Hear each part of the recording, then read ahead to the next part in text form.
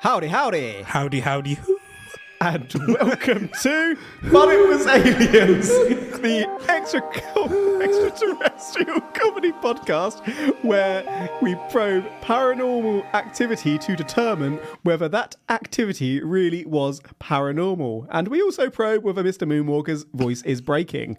Hosting this week's episode is I, Kev, and alongside me with no idea what's coming up today, as I just said, is Mr Granville Moonwalker. Today, we are heading to November the 2nd, 1957. On this famed day, well, technically the day after, but you know, time zones, the then Soviet Union launched Prostashi Sputnik 2, the second spacecraft ever launched into orbit.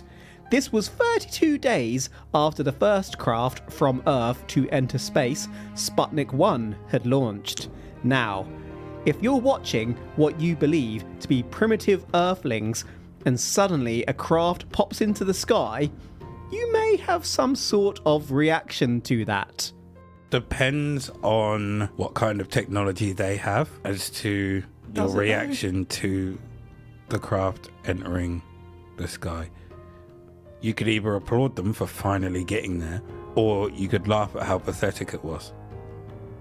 Or you could be worried that they're getting advanced. You could get worried. You could want to go and have a closer look to check out what sort of technology they are using. Or to laugh at them. Or get closer to point and laugh. Sputnik 2 was the very first spacecraft to carry within it a living animal that would orbit the Earth. Laika was the world's first space dog. Sadly, the aircon was on the blink and Laika passed away on the fourth orbit of the Earth due to overheating. The Soviets actually lied about this for decades, claiming that Laika had survived for a week in space. Before Laika, fruit flies had been sent into space in 1947. In 1949, Albert II became the first monkey in space, but he passed away upon re-entry when the capsule parachute failed. Lots of monkeys, mice, and dogs were sent to space, it turns out. Poor buggers. Anyway, the launch zone was 11 hours ahead of the US time zone. Within hours of Sputnik's launch, things started to happen. Predominantly, this was focused above West Texas. In Levelland, the sheriff's office was having a standard night when, as it often did, the phone rang. Police officer A.J. Fowler, who was on the night shift, picked up. The call was from a gentleman, Pedro Sorquido, a farm worker who it is fair to say was absolutely and entirely shitting his pants. 4 miles west of town, Pedro had seen a 200-foot rocket rise from a nearby field and pretty much zoom straight towards Pedro's truck. Damn! Imagine that, you're sitting in your truck and it basically looks like a missile has just gone towards you. Why me? Could you imagine all these animals that were sent up to space, like monkeys, mice, dogs, what have you? Yep. What would the reaction be if they sent one up and the rocket came back but there was no animal aboard? The animal had settled wherever it was going. They probably would be quite confused, and actually that would be the sole reaction, wouldn't it? Confusion, if they couldn't tell where the animal had gone. What? Do you think they would immediately jump to... Being pulverised. No. Radiation got in and... Extraterrestrial interference. No, I think that'd be pretty far down on the list of theories as to what had happened. Let's go number 1 on my list. Do you want to know why? Because I know the truth. You ain't got time for that science bullshit. Just get straight to the truth. Exactly. I probably should have looked into what I'm about to ask you, but what do you reckon is the most unusual animal that's been sent to space? My first thought was an octopus. I don't know what animals have been sent to space. Well, lots of primates, monkeys and whatnot, dogs, cats, mice, rats, insects. Yeah, I know those, but plants. I don't know of any outside of those that have been sent. Well, that's what I'm saying. What do you reckon, just off the top of your head, would be the strangest one to send to space? Oh, okay. Like I say, my first thought was octopus. Just like, why would you send an octopus to space?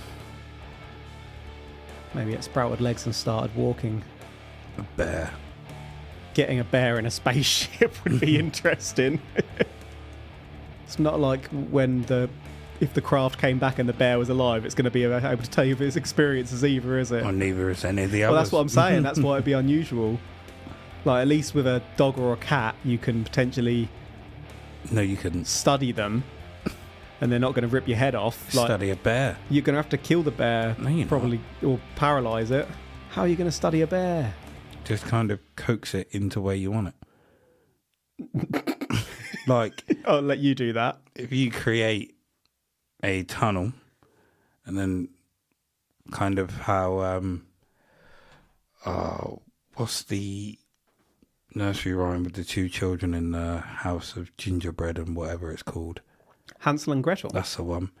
You just like lay meat Bear crumbs down and just let it follow in, and then it goes into like a room. You close the door behind it and you study it from there. But you're still not getting close to do tests, are you? I mean, that's when you sedate it. Well, that's what I was saying. Yeah, but you got to get it there first. Coax it out of the spaceship gradually. It turns out Pedro wasn't alone. Pedro had a second gentleman Called the Gentleman. A friend in the truck with him. That friend was Joe Salaz.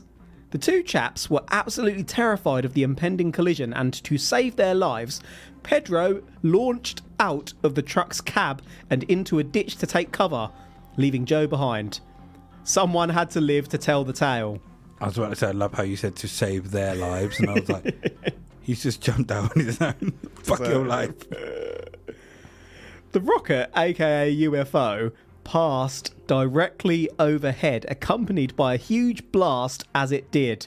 The blast sounded like thunder and rocked the ground and truck, knocking out the engine that had still been running. The truck's lights cut out too, but weirdly, once the UFO had passed, both the engine and the lights came back on. Both were okay after the passing, though I have no information on how Joe handled being deserted. Do we know what this rocket looked like? Did it just look like a rocket? Just a rocket? Yeah, that's pretty much all the information we've got on this description. What's going through my head at the moment is Looked like the a fact missile, yeah. that a rocket launch or a missile launch was due to happen. Mm-hmm. And the stand fell over. And the rocket just carried on firing.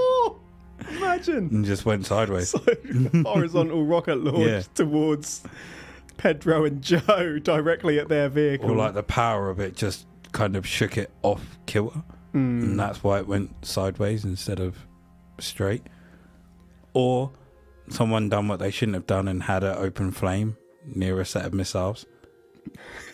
Went to light a cigarette and boom, the rocket goes off. Kind of thing that you would see in like comedy movies, like Hot Shots. Yeah, absolutely.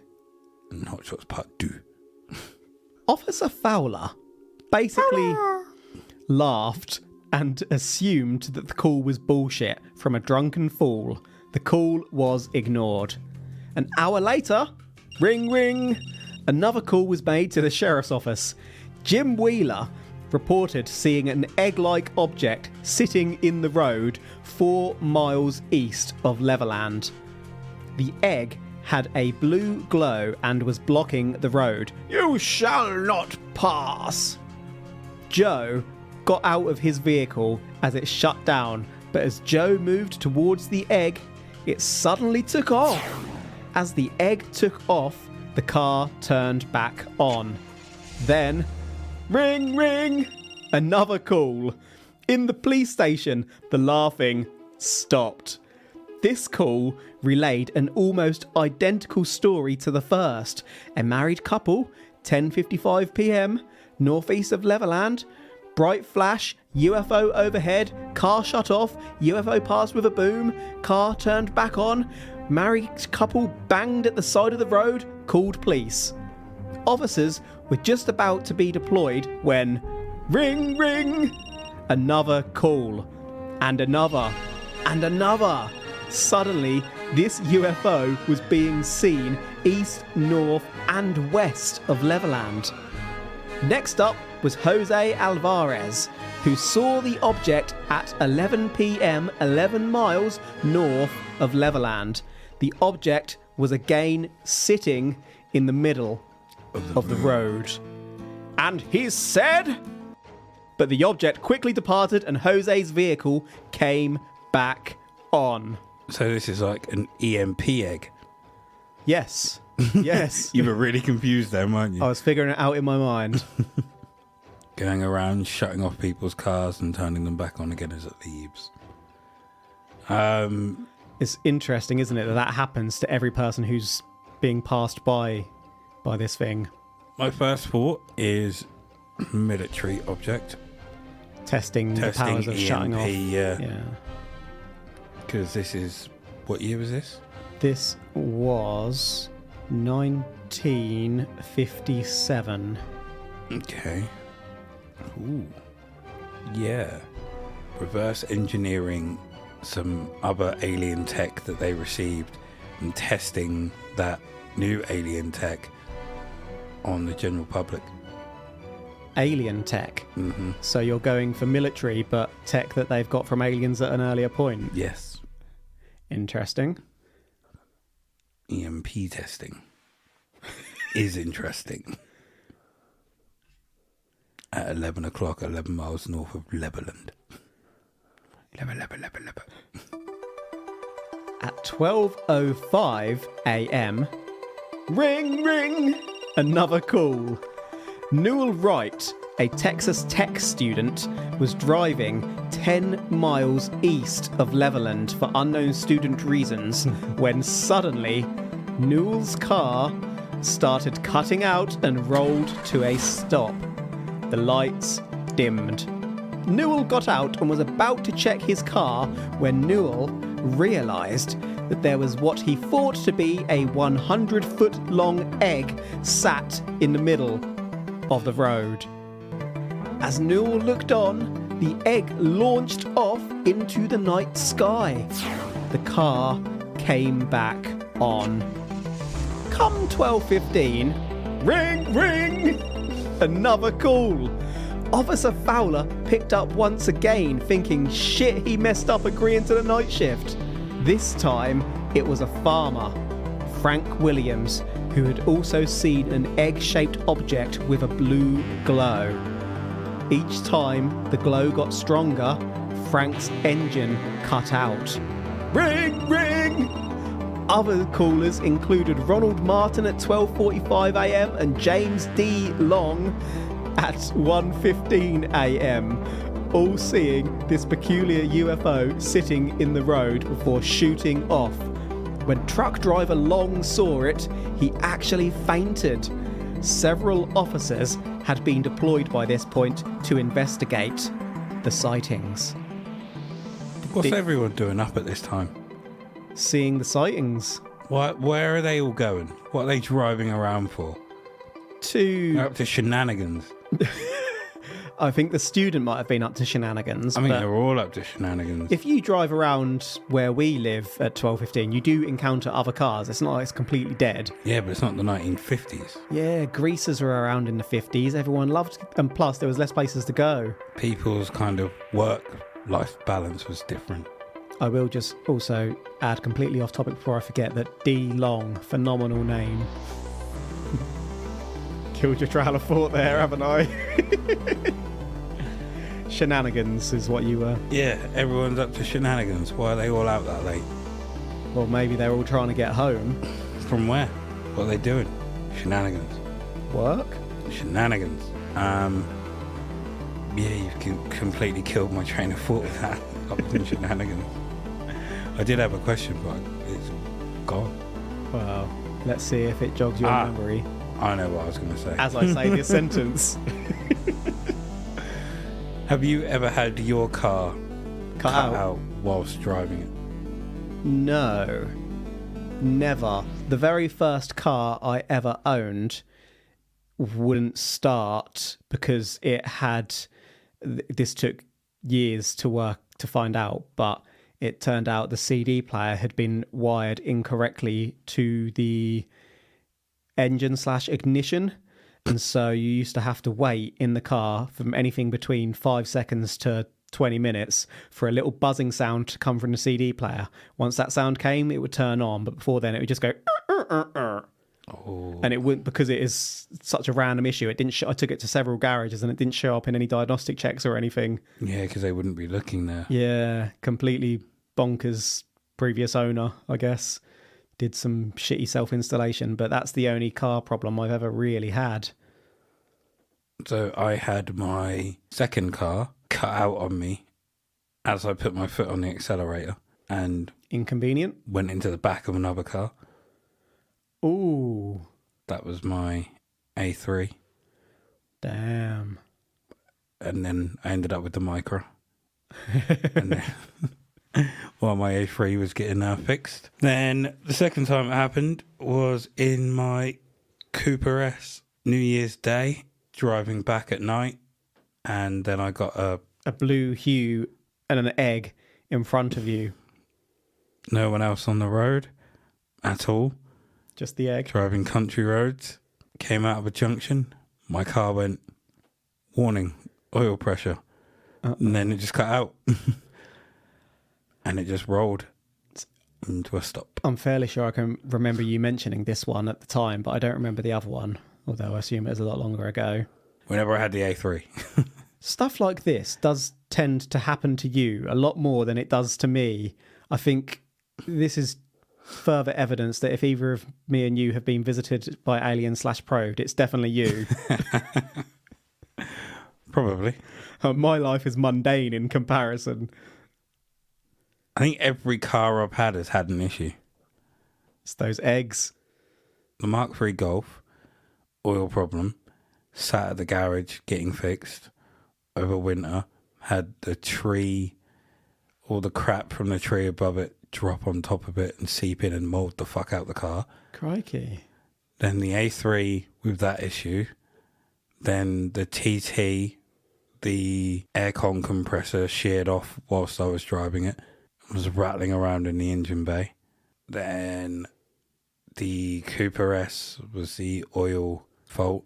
And then the Type R, I had the drive shaft shear. So in summary, aliens. Every single one of those cars was a fantastic car until it went wrong. And then got fixed and then fantastic car again. That was a fantastic aeroplane until it blew up and killed everyone. Moving on. Ring, ring! I like cars. Another call. 1:30 a.m. This time, it was the damn sheriff. Sheriff Ware Clem and a deputy called Pat McCulloch were out investigating along Route 116, and it turns out they saw the UFO themselves too. That's right, the sheriff who was sent out to investigate and deal with the UFO on finding the UFO called it in. The police officers had seen what they described as a giant egg craft looking like a red sunset across the sky, lighting up the whole pavement for a couple of seconds. Before you jump on this light being red rather than blue, remember, the Doppler effect means that light waves moving towards us are of shorter wavelengths and therefore experience blue shift, and light waves moving away from us are of larger wavelengths experiencing red shift. Therefore, in essence, we probably don't know what colour the UFO emitted, just whether it was coming towards or moving away from the observer at high speed. Science! Is that, Clem. I was about to say, is that why sometimes when cars are coming towards you, you see that little blue tint? Potentially. Or is that part of the light itself? Possibly both. Sheriff Ware Clem. What name? Yeah, and what a sheriff. Was Called out to solve the problem, gets there, sees an alien, calls it in. it called in just to clarify that it was real, or was it called in because he had no effing clue what to do I think and wanted backup? the latter.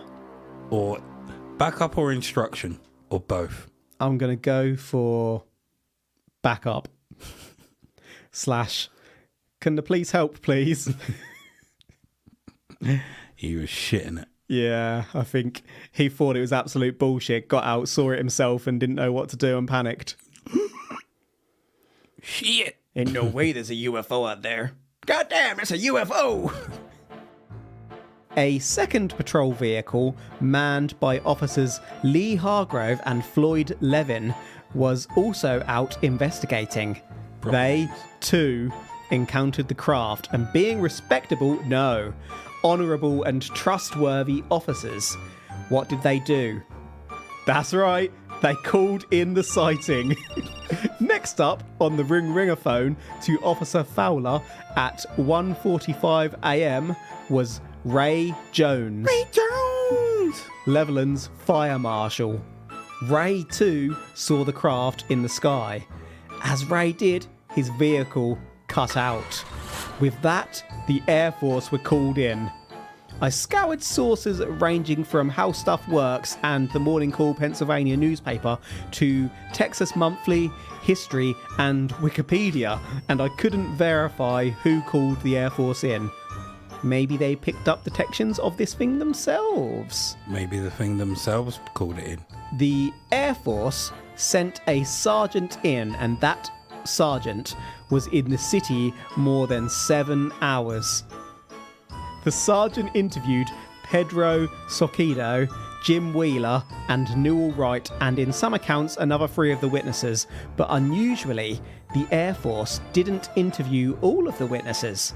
Meanwhile, 2 execs in nearby Odessa, Texas, named Wallace Scott and Milton Namkin, reportedly saw the same craft with weird lights flash through the clouds at 2:15 a.m. There are about 134 miles between Levelland and Odessa. That's a 2-hour, 20-minute drive. It doesn't appear that the potential that this thing covered more of Texas has been explored. I was going to say maybe the Air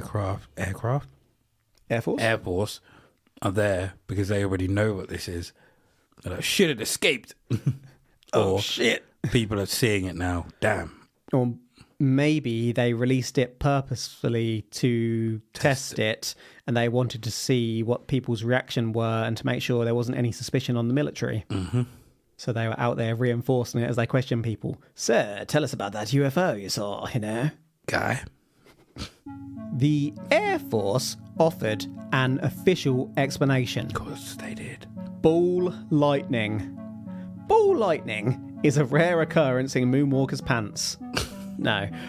Rare to the point that some researchers continue to question its very existence. Though a 2014 study of 2012 standard lightning involving video cameras did appear to inadvertently prove an occurrence of ball lightning. Do you have that video? Not on me, but it's easy to find on Google. I did watch it. Suffice to say, ball lightning remains unexplained. Mr Moonwalker just looked at his balls rather shocked. The best ball theory is that when water and ice particles bump and separate, and there are differences in positive and negative charges in the clouds and ground, resulting in standard lightning hitting the ground, particles make their way into the air and attract each other, binding together and creating heat as they do. Balls, baby! There are loads of other theories out there, including particles gathering against glass, creating fields on the other side which excite the air molecules, and the balls being remnants of other dimensions, which would explain why we can't recreate them in lab conditions. At time of recording, we don't know for definite how they come to be. Is this a cover-up, I ask you? Project Blue Book would further add that during these sightings, an electrical storm was taking place. Yes, it was blue balls picking this one up within the Air Force. An electrical storm could of course be connected to ball lightning in that an electric storm is a thunderstorm. Blue balls also felt that Pedro wasn't reliable as a witness because he wasn't highly educated. I will also add that in more recent years, Sheriff Clem's daughter, Ginger Clem, has stated that Sheriff Clem's vehicle cut out too when Clem encountered the UFO, which contradicts the information released by the Air Force stating that Clem just saw it. Project Blue Book's files have since been released and confirm that Clem was within 200 yards of the egg UFO. Ginger Clem.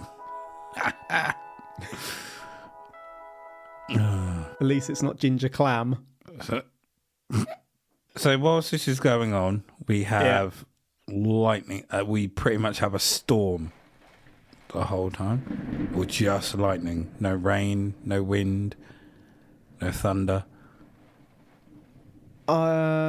Depending on the severity of the storm, people's vision is going to be dramatically different.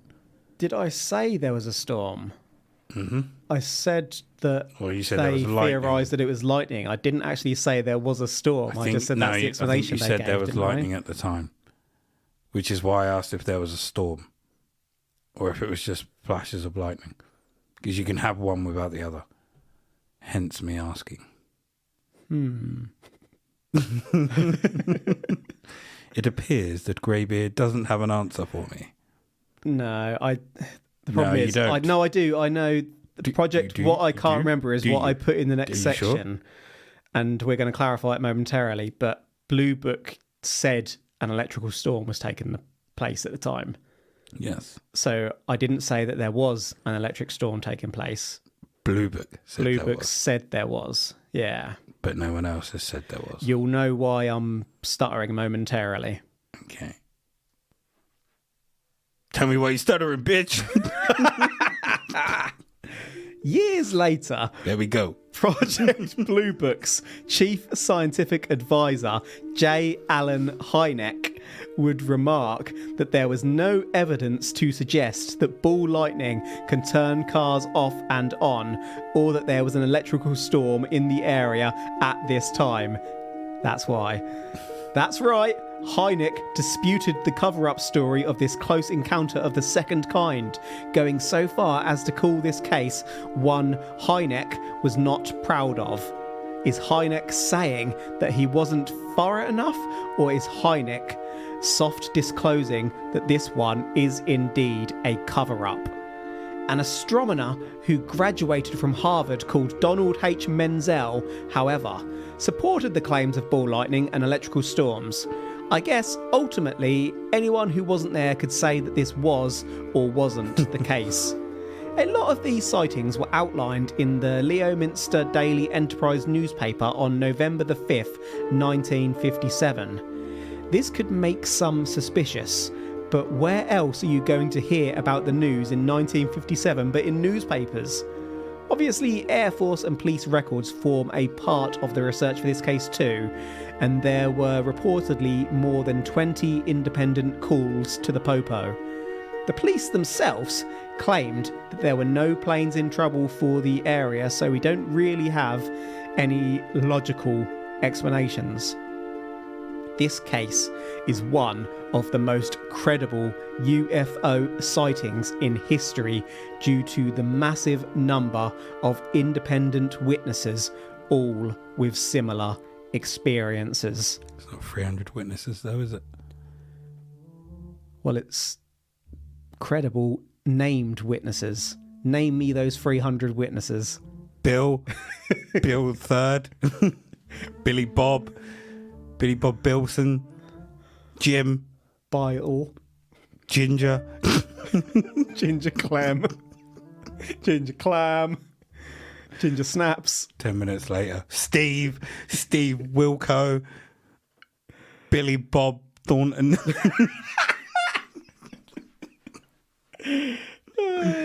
Annie Mae, Michael Jackson, Mother Teresa, Chris Eubanks Sr., Chris Eubanks Rock. Jr., Will Smith, Sean William Scott, The Rock, Bigfoot. The Undertaker. Right. In summary, Donald Trump. we've travelled in this episode. I mean, that just disputes everything, doesn't it? You said credible, I've just ruined it. We've travelled in this episode, breezing past that, to the 2nd and 3rd of November 1957, where Sputnik 2 was launched. Hours after, yet before that launch, the Levelland Sheriff's Office started getting some unusual calls. First up was Pedro Sorquido and his friend Joe Salaz, who saw a craft hurtling towards their truck. Pedro dived out to save himself whilst Joe was left behind.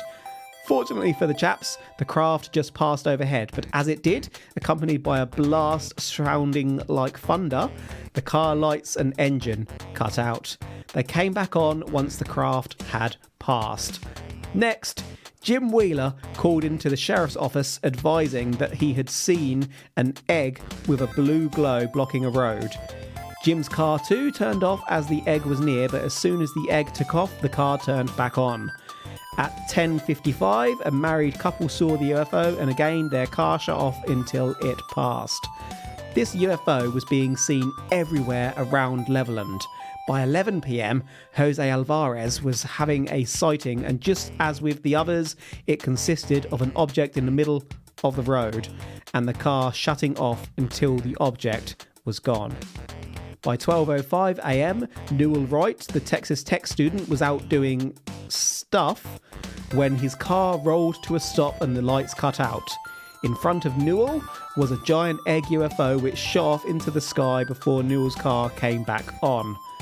Local farmer Frank Williams saw the egg with a blue glow at 12:15 a.m, and yes, Frank's car cut out in the UFO's presence. At 12:45, Ronald Martin saw the UFO in the road, and at 1:15 a.m, James D. Long saw the UFO too. Officers were deployed to investigate, and come 1:30 a.m, the damn sheriff, Ware Clem, who like many in this case has sadly since passed away, saw the UFO too. That was the worst time for me to say that. Ware saw the UFO too, along with his deputy. The object was red on this occasion, and we linked the red and blue sightings to the Doppler shift. Officers Lee Hargrove and Floyd Levin also saw the craft in a separate sighting. Apologies, Ware. Apologies, Ginger. At 1:45 a.m, Levelland Fire Marshal Ray Jones saw the UFO in the sky above, and just as with everyone else, Ray's vehicle cut out. There were more than 15 independent calls and witnesses to the police on this night. More than 20, in fact. Many. With that, the Air Force were called in and interviewed Pedro, Jim and Newell, as well as, in some accounts, another 3 of the witnesses, but they did not interview the rest and were done in about 7 hours. The Air Force and Blue Balls would claim that this one was a combination of ball lightning and an electrical storm. Years later, J. Allen Hynek would dispute the claims, but a Harvard astronomer supported them. Is there anything we need to double back over before we conclude, Mr. Moonwalker Clem? My apologies to the Clems. Hooray! Oh, the timing. Inappropriate timing. Way Boom, boom, boom. So you've got nothing else then? No. Are you saying that it was aliens? No. I think it was possibly experimental tech, or because we are unsure of whether there was an actual storm or not, could have just been lightning. However, with people's cars cutting out and coming back on, I'm leaning more towards experimental tech and the Air Force just coming back out to collect it. And to just kind of gauge what people's responses were to it. They're not aliens, but tech. So, I generally found this one really difficult to decide on as I researched it. How can so many people be wrong? So I'm not going to beat around your bush. I do believe that these people saw something. What I can't decide is whether that something was aliens, weather effects, or experimental military tech, as you suggest.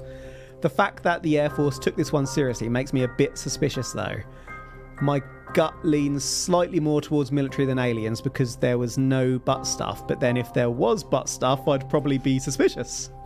I find the weather stuff strangely hard to believe, though. That many balls in one night doesn't feel right. Allegedly, truthfully.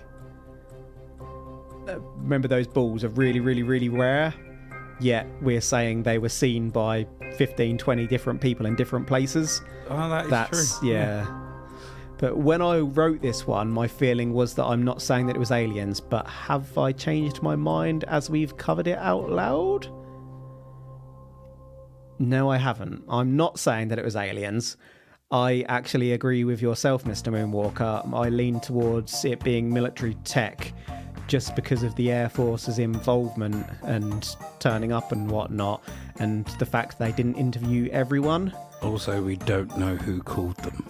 Yeah, that too. I think if this was aliens, they probably would have wanted to get every single bit of evidence there was and speak to every single person involved. Mm-hmm. But like I say, I do think the people saw something, and I find it hard to believe that if ball lightning is so very rare, so much of it was about on one night. Just one little fact for you as we end today's probe. One of Hynek's 5 children, Joel, was a visual effects artist and was actually responsible for the camouflage effect in the movie Predator. Any final thoughts from yourself, Mr. Moonwalker? He is now upgraded to legend status. And that is a wrap for today, folks. Thank you for listening to But It Was Aliens! If you don't just want to listen, but you also want to wear us, to feel us on your skin, you can buy our official secret available to all merchandise over at butitwasaliens.co.uk. This will allegedly, truthfully, keep you safe when the aliens come. Think about that line. If you have suggestions for future merch you'd like to see, you can get these to us on the Twitter at butitwasaliens, or you can... On the Twitter. Or you can pop... Post in our publicly private Facebook group called Extraterrestrial Towers, which you can find connected to the But It Was Aliens Facebook page. If you're interested in listening to more, that is something More? that you can do More? too. And better yet, it supports us to make more episodes. More? Crazy. If you head on over to patreon.com/butitwasaliens, in exchange for the cost of a fairly large coffee, or actually in exchange for the cost of a very medium coffee since we changed the pricing of the tiers, you can gain access to our side probes. Side probes. Paranormal cases too adult, extreme, or downright steamy for the main podcast that we need to hide from the world, but also share with those that can handle it. We have quite a few hours of content on Patreon at this point, and it hasn't yet gotten any less weird. Thank you to everyone who supported the show so far, and we hope we've taught you a lot. If you teach people nonsense, does it count as teaching them? Yes. Excellent.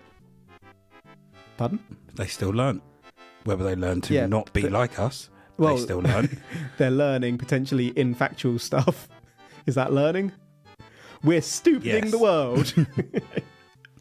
That is it for this episode. So until next time, do Transformers have car insurance? The truth is up there. #probe. I'm going to say no. I'm actually going to answer this because insurance works differently over here to in America. In America, you insure the person. Here, you insure the car. But they drive all over the world. Then they better have insurance. #probe.